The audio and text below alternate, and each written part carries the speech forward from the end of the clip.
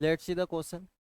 Question is a cyclist starts from center O of a circular park of radius 1 kilometer and moves along the path OPRQO as shown. If he maintain constant speeds of 10 meter per second, what is the his acceleration at point R in magnitude and direction? तो हमें acceleration find करना है कहाँ पर? At point R. तो इस point पर हमें एक्सेलरेशन फाइंड करना है और उसकी डायरेक्शन भी फाइंड करनी है. ठीक है. पार्टिकल स्टार्ट कर रहा है O से, चलना स्टार्ट करता है इस तरफ और फिर यहाँ पर चलता है और फिर वापस वहीं पर आ जाता है. इस तरह से वो अपनी मोशन कर रहा है. ठीक है.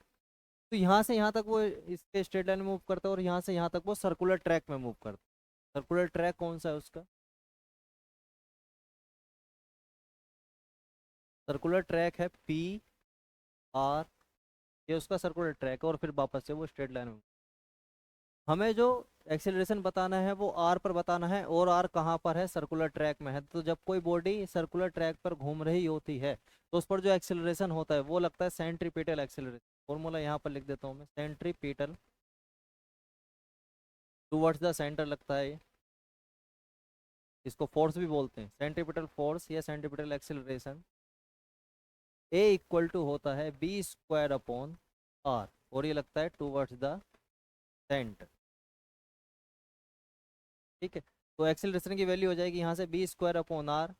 स्पीड गिवन है कि अपन को, हाँ 10 मीटर पर सेकंड, तो 10 × 10 का स्क्वायर और रेडियस कितना गिवन है? 1 किलोमीटर मतलब 1000 मीटर.